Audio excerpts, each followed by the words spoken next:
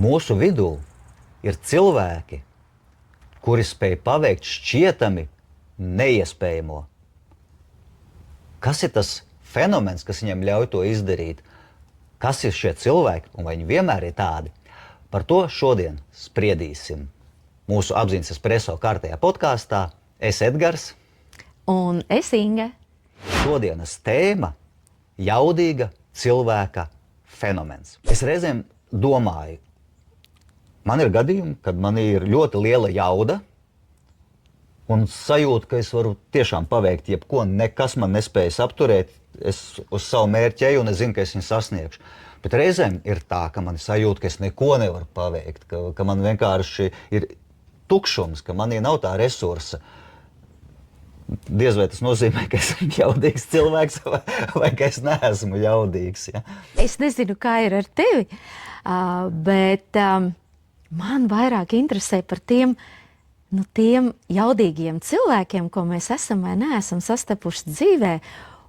Un tad jau arī mēs varam noskaidrot, vai tad mēs esam vai neesam arī paši. Kā tev ir, Edgar? Tu esi saticis savā dzīvē tādus reāli jaudīgs cilvēks, kā tev šķiet? Faktiski es tagad sēžu un domāju, ka patiesībā tad, kad es iedomājos kādus jaudīgus cilvēkus, es viennozīmīgi domāju šo cilvēku iekšējo jaudu, tātad to viņu iekšējo resursu, nevis fizisko spēku, kas bez šaubām arī ir jaudas apliecinājums, bet tā pirmā doma man ir tikai un vienīgi par iekšējo resursu, par to, ka cilvēks spēj būt iekšēji tik jaudīgs, ka viņam apkārt visas lietas sakārtojas, notiek šķietami pašas no sevis. Kaut gan patiesībā šāds jaudīgs cilvēks var iedvesmot simtus tūkstošus un var palīdzēt citiem un izdarīt tās lietas, ko šķietami tiešām liekas neiespējami izdarīt.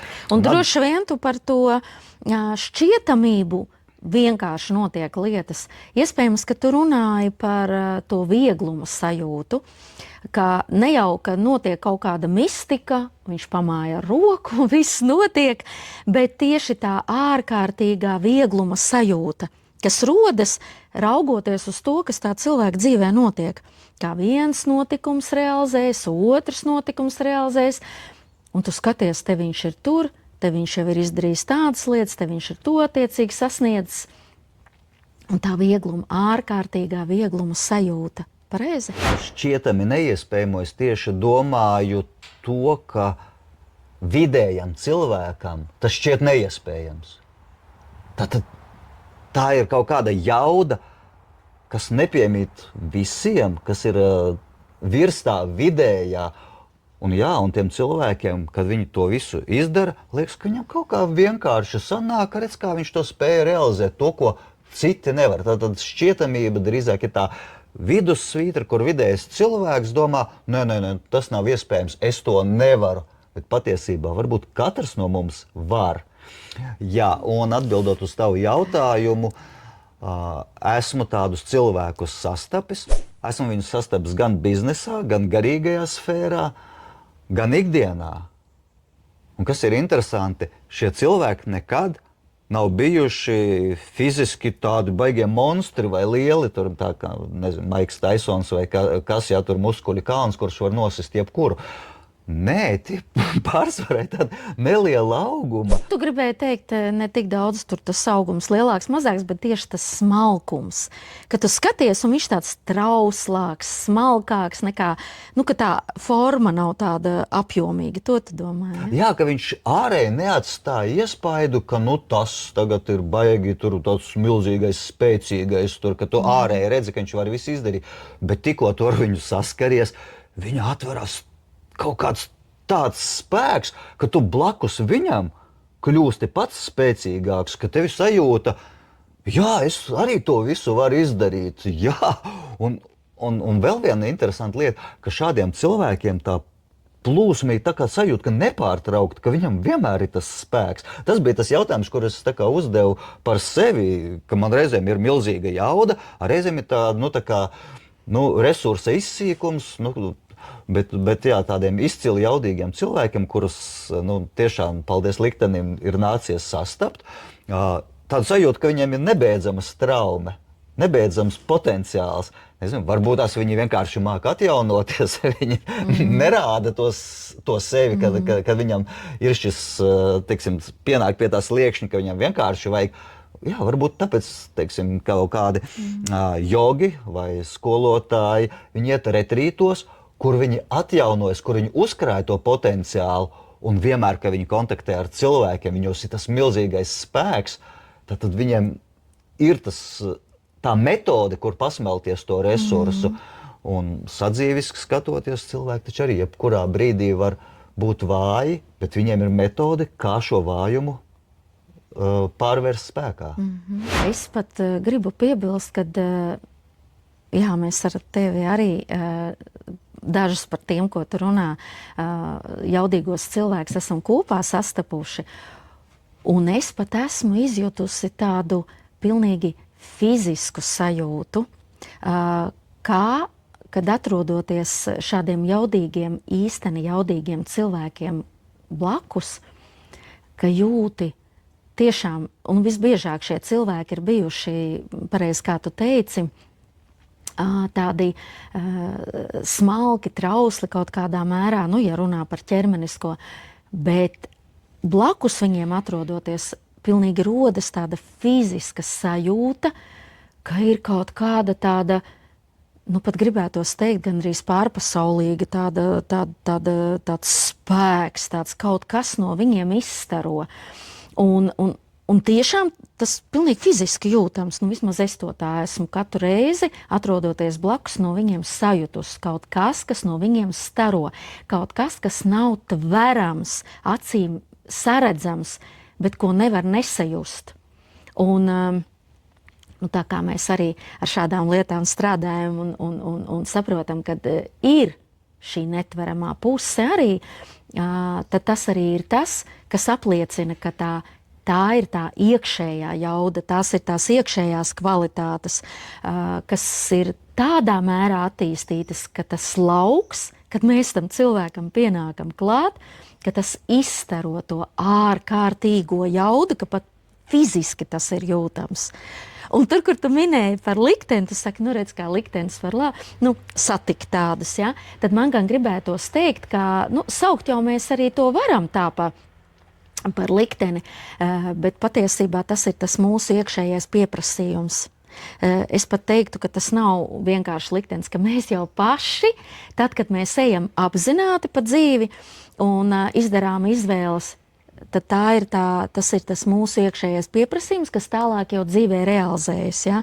Bet tik ilgi, kamēr mēs kaut kādas lietas darām neapzināti, tad mums ir šis liktenis. Tas ir interesanti, ka šādu cilvēku klātbūtnē gribas atrasties. Viņu klātbūtnē tu jūties pilnīgi citā līmenī. Tāda sajūta, ka šim cilvēkam pietiek būt ar savu klātbūtni, un mani tas paceļ citā līmenī. Tas kaut kā pilnīgi netveramā veidā kaut kas izmainās tā kā manī. Man gribās būt vai nu labākam, vai nu spēcīgam, vai arī rodas idejas, ko darīt, iedvesma parādās. Gribās sekot tādam līderim, ja, lai tas tiešām būtu biznesā vai garīgajā dzīvē vai lai kur. Ja, tātad, ka šie cilvēki ir tā kā magnēts, uz ko cilvēki tiecās pie šādiem jaudīgiem cilvēkiem. Viņi iet pēc tā spēka, ko viņi tur sajūt. Viņi jūt savu piepildījumu tur, viņi sāk sajust savu potenciālu, ko viņi var piepildīt, kontaktēties ar šādiem cilvēkiem. Un tā spēka sajūta, viņa ļoti patīkama, ļoti motivējoša, ļoti spēcinoša. Un atgriezoša savā resursā. Un te man gribas piebilst, ka patiesībā tas, par ko tu runā, ja mēs tādā realitātē paskatāmies, tad patiesībā tas ir stāsts par spoguļu neironiem. Jo tajā brīdī, kad mēs esam saskarē ar kādu cilvēku un šī cilvēka laukā, sāk strādāt šie spoguļu neironi, un mēs sākam tā kā spoguļot, un it sevišķi, ja cilvēks ir šis jaudīgais cilvēks ir ar sevi nopietni strādājis, tātad viņš jaudīgi izstaro šo savu iekšējo stāvokli, enerģiju, tad arī cits to tā spēcinošāk var nolasīt un vieglāk nolasīt. Ja? Un tad tas jau strādā tādā spoguļu neironu līmenī, kur tad arī ir šis, ka tu jūties labāks, jaudīgāks, spēcīgāks, vairāk pietuvojies tam savam, reāli savam iekšējam potenciālam. Tas ir interesanti, ka šādus cilvēkus patiesībā var pamanīt, var uzreiz ieraudzīt daudzu cilvēku vidū. Ir šis cilvēks, kaut kas no viņa staro. Parasti viņi ir, viena no pazīmēm, ka viņi ir tādā kaut kādā īpašā noskaņojumā, īpašā stāvoklī. Ļoti bieži tas ir tāds pozitīvs, viegls, tāda viegluma sajūta no viņiem nāk. Viņi ļoti bieži ir vienkārši smaidīgi, atvērti, pozitīvi, un tas vienkārši jau pievelk, tas tā kā ārējais magnēts. Un tad tu saproti, jā, no šī cilvēka tiešām nāk. Un šī te pozitīvā attieksme, šis te noskaņojums, jā, viņš jau bazējas tādā dziļajā resursā, tādā iekšējā spēkā, kurā cilvēks ir. Jo, ja cilvēkam trūkst resursa, viņš ir nomākts. Ja cilvēkam ir daudz resursa, viņš ir pozitīvs, viņš smaida, viņš ir priecīgs, ja viņš izstaro šo. Un man gribas piebilst, ka patiesībā tas, kā šis cilvēks ir pamanāms, tas nav par tādu baigo ārešķību. Tas galīgi nav par to. Tas ir tieši tā, kā tu teici, tas, ko tas cilvēks izstaro. Viņš patiesībā var būt arī, es pat teiktu, dažkārt, nevienmēr, bet dažkārt pat tāds ārēji ļoti vienkāršs, ja? Un ne kaut kāds pompos vai ar īpašām tur skaistuma pazīmēm, bet tieši tas, ko tas cilvēks kā personība izstaro un izstaro, es pat gribētu teikt tādu ārkārtīgi jaudīgu, spēcīgu kvalitāti kā pazemība. Vismaz es tā to redzu, kad viņi ir tādi nespeciāli izceļas citu vidū. Tad, ja viņi ir pūlies, tā domāju, tad, ja tas ir kaut kas, ko viņi paši tajā brīdī, par ko uzņemās atbildību, rada, un tas ir viņu kaut kāds vadīts vai pasākums publisks vai kaut kāda, lai kas tas būtu, tas ir cits stāsts. Protams, ka viņi ir priekšā un viņi mirdz, ja? Bet ja viņi ir kādā vienkārši pūlī, kur tev ir jāatšķir šis cilvēks, tad kā reize tā viņa jauda būs caur šo vienkāršību un pazemību. Jo viņam nevajag pašapliecināt. Jā, tieši viņam tā. Tas nav nepieciešams, un tas, ko tu saki, viņš mirdz, tur pieņemsim, tā kā viņš uzstājas, viņš jau mirdz ar savām kvalitātēm, ar savu spēku. Viņš nenoliedzami var arī būt skaists un tāds, tajā brīdī par to nav runa, bet tas nekad nebūs pirmkārt tas pirmais, tas, ka viņam ir kaut kā jāuztaisās fiziski tur sevi. Tādi nekad nebūs narcisi, jo viņam tas iekšējais spēks neprasa sevi parādīt vai izcelt. Viņš tāpat ir jaudīgs, viņam nevajag pašapliecināties. No kvalitātēm es pat teiktu tā, ka no viņiem vēl arī staro tāda milzīga pacietība. Tas iekšējais spēks, liekas, ka viņš ir tā kā nesagraujams vai tā kā mierīgs visdažādākajās situācijās. Šķietami, ka viņu ārējie apstākļi var ietekmēt tikai ārēji, bet nespēja saviļņot vai izsist no līdzsvara iekšēji. Un es esmu sastapis savā dzīvē tādus cilvēkus, un starp citu man visu dzīvi blakus bijis tāds cilvēks, mans tēvs, kuram bija super dziļa pacietība. Tā bija viņa tā kā kvalitātes zīme, par ko esmu ar tā saucamo balto skaudību vienmēr uz viņu skatījies un apbrīnojis. Kā viņš spēja tolerēt visas situācijas, viņā bija šī dziļā pacietība.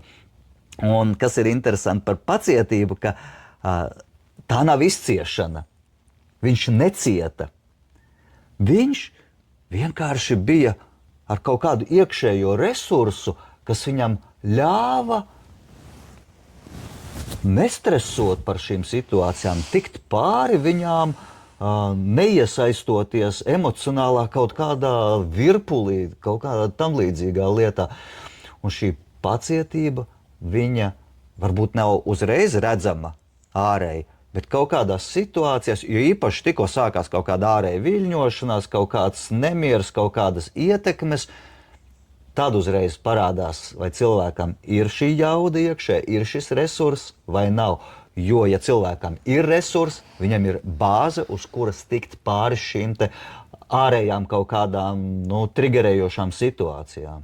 Vēl tas, ko es esmu pamanījis, saskaroties ar jaudīgiem cilvēkiem, viennozīmīgi ir dāsnums. Un dāsnums pilnīgi visās tā izpausmēs. Gan sadzīviski, ikdienā, vai tas būtu ikdienišķi kādam palīdzēt ar kādām materiālām lietām vai ar naudu, vai arī tas būtu labdarībā, lai vai kā, bet šī būtu tā materiālā puse, kas nenoliedzami mums ir arī dažkārt nepieciešama. Bet šeit vairāk gribētos teikt, ka tas dāsnums lielākoties izpaužās tai savā attieksmē, gan paužot izpratni par to situāciju, kādā cilvēks atrodas. Kā saka, iekāpt tā otra kurpēs vai iejusties viņa ādā. Ja? Un tad, izejot no tās izpratnes, arī tad attiecīgi rīkoties attiecībā pret šo cilvēku. Manuprāt, tas ir vienkārši fantastisks dāsnums, tāds sirds dāsnums, tā izpratne par tā cilvēka to situāciju, kur viņš ir, par viņa sajūtām, par to, kas ar viņu šobrīd notiek. Respektīvi, ka tu dāvā viņam savu līdzjūtību, savas sajūtas, ka tu ar viņu dalies viņa varbūt grūtos brīžos, tā tu domā? Ne tikai, ne obligāti grūtos brīžos, ka tu izproti viņa situāciju un tad attiecīgi arī tolerē ar to, tā kā tā situācija prasa. Jā, to varētu par līdzcietību arī nosaukt. Un uzvedībā, jā, attieksmē.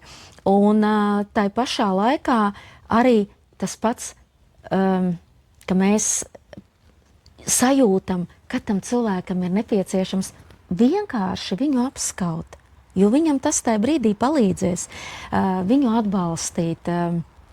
Vai tas būtu caur vārdiem, vai tas būtu caur pieskārieniem, vai tas būtu caur kādu vērtīgu padomu tieši tajā brīdī. Bet varbūt tas ir vienkārši viņu uzklausot. Ja?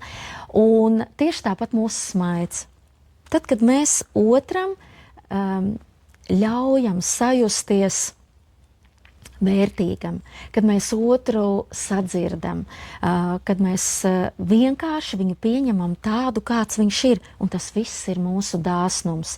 Un tieši tāpat vēl pēdējais, ko gribas pie šī minēt, ir pateicība, kad šis cilvēks prot vienmēr un visos iespējamos veidos un par visu pateikties. Arī par kaut kādām situācijām, kas nav tik ērtas, kas nav tik vienkāršas, kas nav varbūt viņam izdevīgas, kad viņš saprot, ka tā ir situācija, caur kuru viņš var augt. Ja?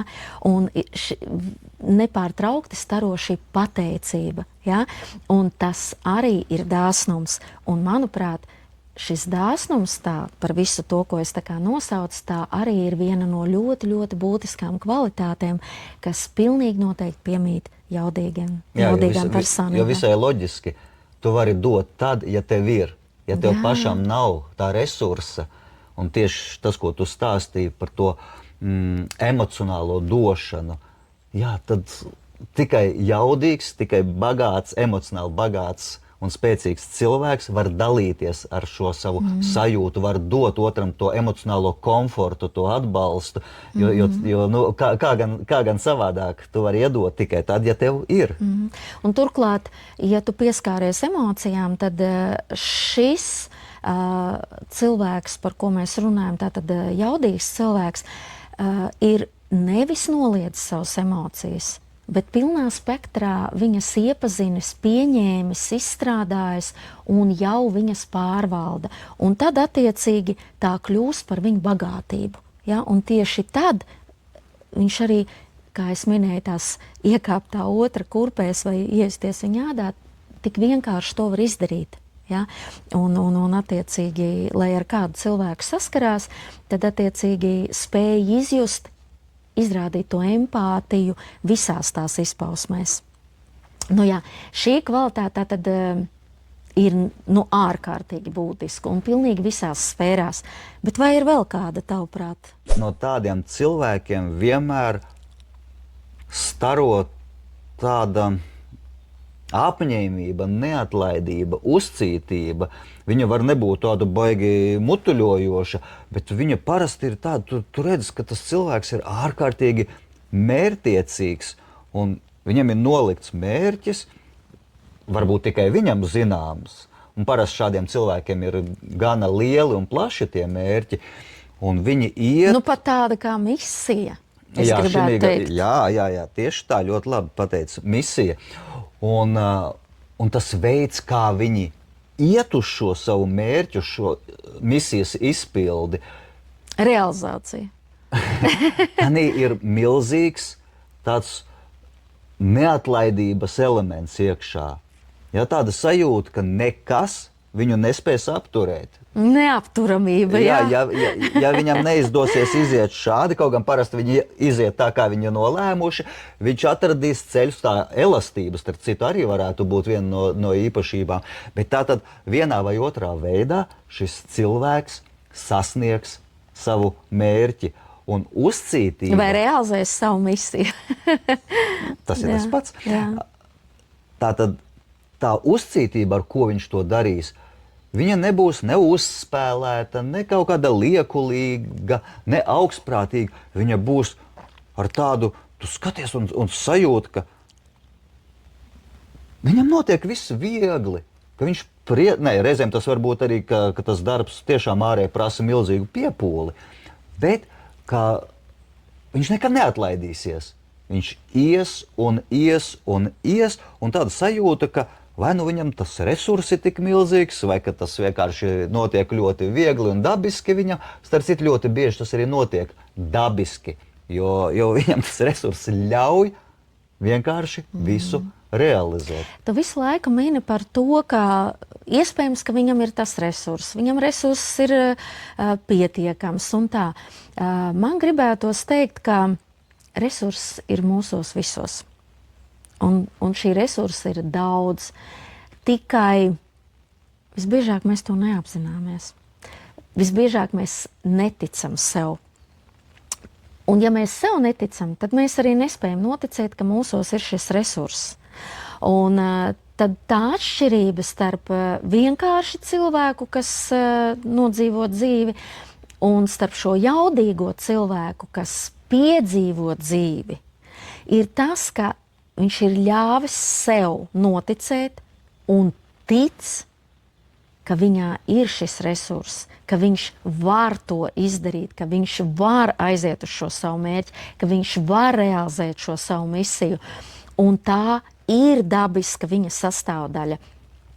Un tieši tāpēc, runājot par resursu, ir tik svarīgi meklēt šos instrumentus. Tad, ja mēs apzināmies, ka jā, es šobrīd vēl neticu tam, ka manī tas ir. Jā, es vēl neapjaušu to savu resursu, un visbiežāk tā tas arī ir.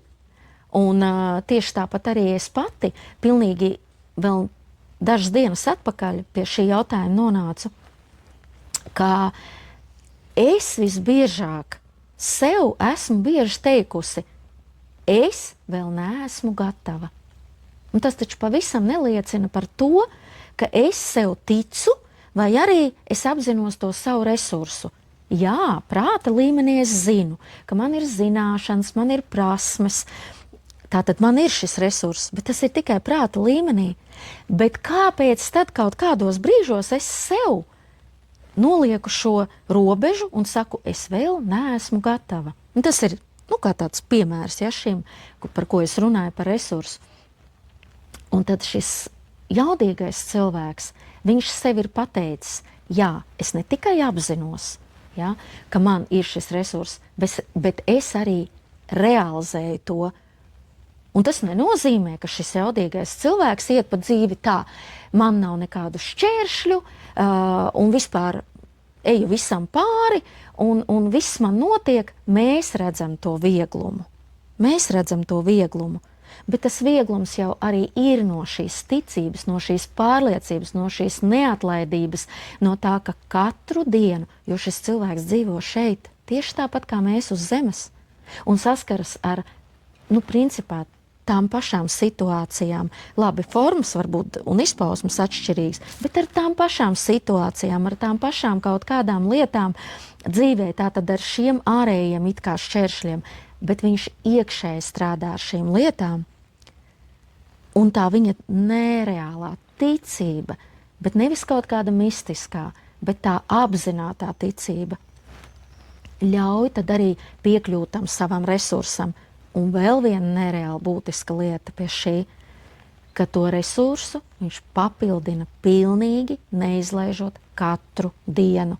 Šī rutīna ikdienas, šie instrumenti jaudīgi, ko viņš pielieto, un to viņš dara nevis caur sakostiem zobiem, es tagad to darīšu, tāpēc tā jādara, bet viņš to nevar nedarīt, jo viņš zina, ka tikai un vienīgi tā viņš papildinās to savu resursu, jo viņam ir atkal tā savu misiju, kas ir jāpiepilda, un tāpēc viņš iet caur šo mīlestību un pieņemšanu pret sevi. Caur mīlestību un pieņemšanu. Ja? Un te mēs atkal pieskaramies tai vēl kvalitātei, ko man gribētos teikt, ka pieņemšana ir arī viena no jaudīgas personības kvalitātēm viennozīmīgi. Ja? Ka pieņemšana tas ir tad, ka tu pieņem, ka dzīve norit to savu gaitu un visam ir vieta būt, lai vai kā tas izpaužas, un tu pārstāji kontrolēt. Tu pārstāji būt tas karalis pāri visam, ja? Un es tagad zinu, tā ir augstprātība, bet pieņemšana un pazemība tāda, ka jā, es apzinos savus robežas, jā, es apzinos savu vērtību, un es pieņemu, un es ļauju dzīvei izpausties visās tās savās izpausmēs, un es to pieņemu ar tādu pazemību, ar tādu cēlsirdību. Kvalitāte, kas noteikti piemīt jaudīgiem cilvēkiem, tā ir spēja fokusēties uz to, ko viņš dara. Ir tāds termins, saucamais daydreaming, un statistika rāda, ka 50% laika cilvēki darbā pavada šī stāvoklī, daydreaming stāvoklī, ka no vienas puses it kā strādā, tad pat laikā prāts ir kaut kur citur. Līdz ar to motivācija ir tikai tik daudz, cik izdarīt savus darbus, kas ir tā kā minimālais nepieciešamais slieksnis, un nekāda radošuma, nekāda spēka tanī, ko viņi dara, nav. Bet jaudīgs cilvēks, viņš ir jaudīgs tāpēc, ka viņš visu savu enerģiju, savu potenciālu viņš nofokusē uz tieši to, ko viņš dara šeit un tagad, un tur ir milzīgs spēks, ko viņš iegulda tajā, ko viņš dara. Un tam uzreiz veidojas pilnīgi cita enerģija, tur viss notiek. Tur, kur citam ir jāpatērē, pieņemsim, stunda, jaudīgs cilvēks, maksimāli koncentrēties, to izdara 10-15 minūtēs, varbūt pat vēl ātrāk. Jo ir 100% uzmanība, 100% enerģija ielikta un 100% ātri un rezultatīvi notiek darbs.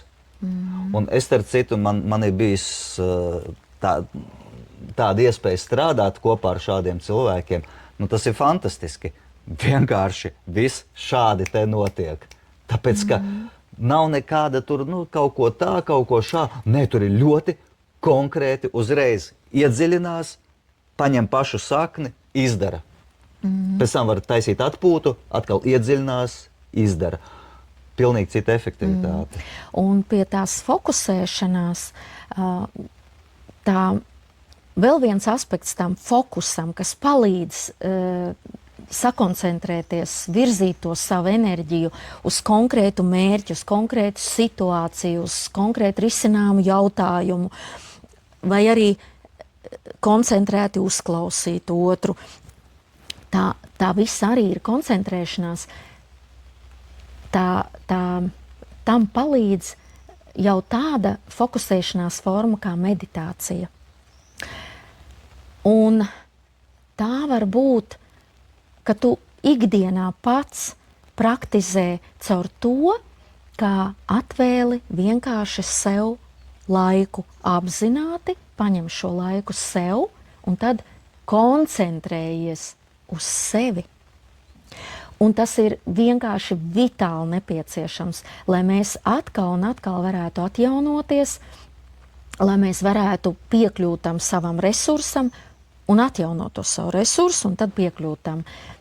Un tas ir tas, ka tā meditācija tālāk ir jau tā tehniskā izpildu un forma, un tās var būt daudz un dažādas. Bet tieši tas moments, ka tā meditācija, tas ir tas brīdis, kad mēs koncentrējamies konkrēti uz to, lai atvēlētu laiku sev. Un tad jau pielietojam to metodi, kādā veidā mēs tad attiecīgi šī koncentrācija, fokus notiek. Un tā ir tiešām vitāli nepieciešama. Parasti arī šādi jaudīgi cilvēki, viņi ir jaudīgi šķietami visās jomās, jo liekas, lai ko viņš darītu, viņš dara tā kā vai nu pareizās lietas vai pareizā veidā. Un viņam arī staro tāda, nu, tā kā dzīves gudrība, tāds viedums. Un acīm redzot, tā ir tā lietu izpratne to dziļākajā būtībā, to dziļākajā izpausmē, ka tas viedums palīdz šim jaudīgajam cilvēkam darīt pareizās lietas, pareizā laikā un pareizā veidā. Ja, ka to savu iekšējo potenciālu realizēt ārējās lietās tā, ka tas noved pie tā mērķa. Jo ir ļoti daudz cilvēki, kam ir kaut kādas noteiktas kvalitātes no tām, ko mēs minējam, bet, pieņemsim, nav pārējo kvalitāšu. Ja? Un tad viņš tā kā vienpusēji jaudīgs. Ne tas, ka nav, bet nav attīstītas, tā varētu drīzāk teikt. Jā, jo principā mūsu aizmetņi ir pilnīgi visos, visā. Jā, es tev drīzāk, piekrītu. tā kā Mums katram ir šis te potenciāls, bet tas ir, teiksim, kvalitātes, caur kurām es to potenciālu vai nu realizēju vai nerealizēju. Un tāds patiešām jaudīgs cilvēks, tātad, kurš šo savu iekšējo potenciālu spēj realizēt pilnībā. Un ir tādi, kas daļēji spēj realizēt, tāpēc, ka viņam nav izkoptas visas kvalitātes, un viņš tikai noteiktā jomā var būt spēcīgs. Bet parasti ir tā, ka šāds cilvēks nevar sasniegt pilnīgus rezultātus vai tādā mērā, kas viņam būtu iespējams, ja viņš izkoptu visas šīs te kvalitātes.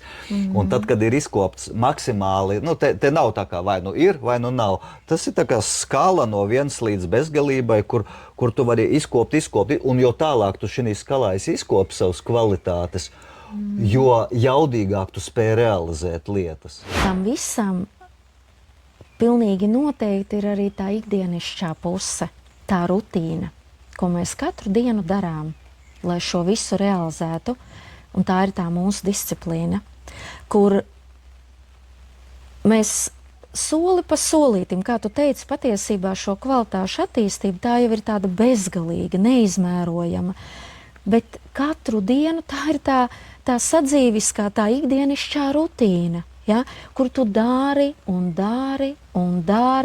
neatlaidies un koncentrējies un esi pacietīgs un ar atvērtību pret šo visu, ja, kas ir arī dāsnums.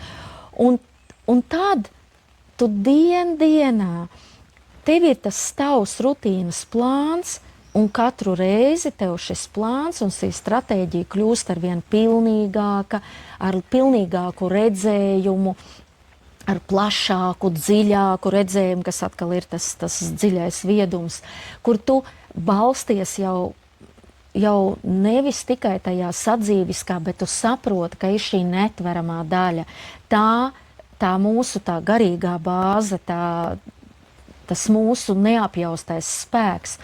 Un tad tu vienkārši rutinēti ej un dari.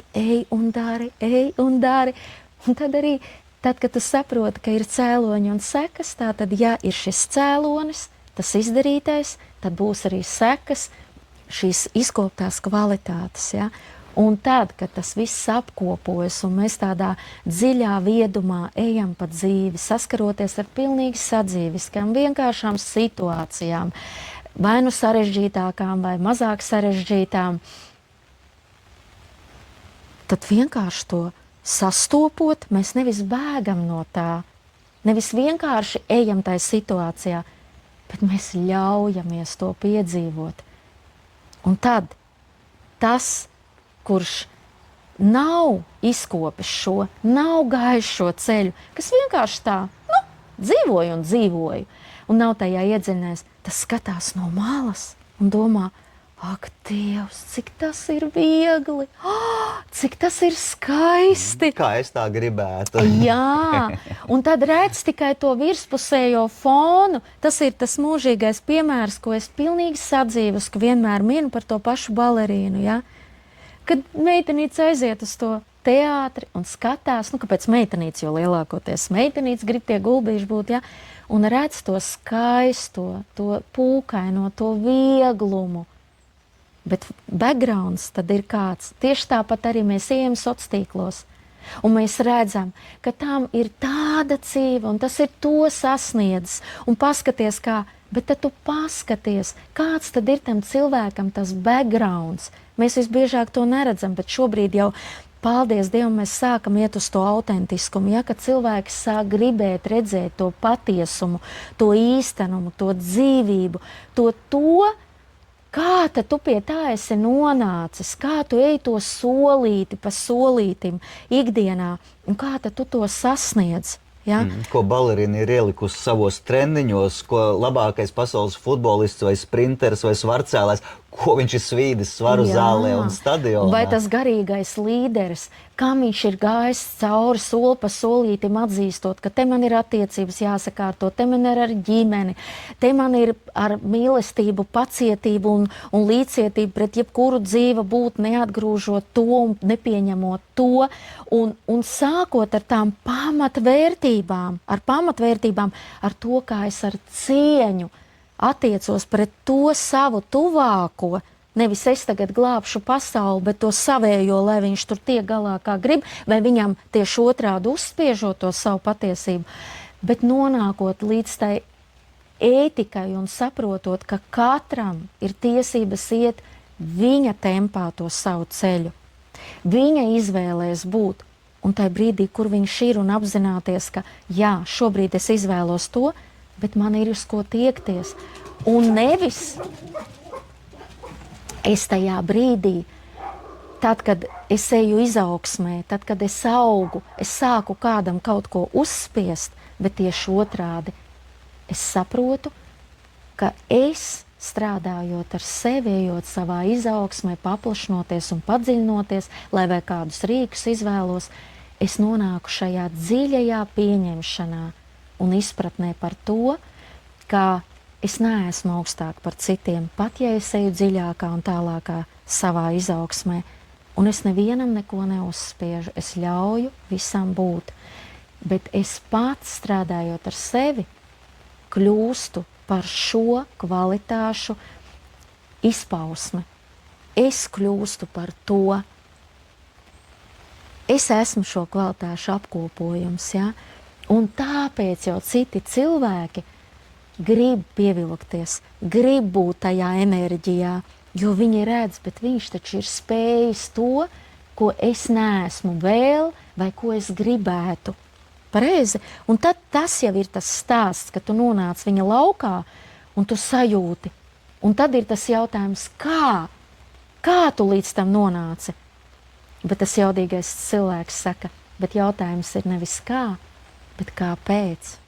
Droši vien, ka šī podkāsta noslēgumā mēs varam atklāt to labo ziņu, to priecīgo vēsti, kur principā jau caurstrāvoja mūsu sarunai. Tā labā ziņa ir tāda, ka šīs visas kvalitātes ir izveidojamas, tās ir attīstāmas. Un tātad, jo mēs ikdienā, katru dienu strādāsim pie šīm kvalitātēm, mēs viņus varam attīstīt. Tas nav kā kaut kāds ierobežojošs faktors, kas mums ir vai nu dabas dots vai vēl kaut kā, un viss tas ir limits. Nē, mēs katru dienu sevi ieguldot un veltot savai attīstībai, mēs varam izkopt visas šīs te kvalitātes, un tur robežu nav. Tātad Jā. līdz pat pilnībai, lai ko nu katrs saprot ar šo pilnību. Pamatā liekam to ticību, noticam, ka mūsos ir šis potenciāls, ka mēs to varam nevis rīt, nevis parīt, bet tagad. Mēs to varam, vai ne, Edgar? Manuprāt, šī ir īstā vieta, kur mēs varam šo podkāstu noslēgt. Jā. Paldies tev, ka biji kopā ar mums. Paldies, ka klausījies. Paldies, ka ieguvi kaut ko no šī sev paņēmi. Paldies, ka varēji būt kopā ar mums un ļaut mums dalīties ar to, kā mēs uz šo lietu skatāmies. Jā.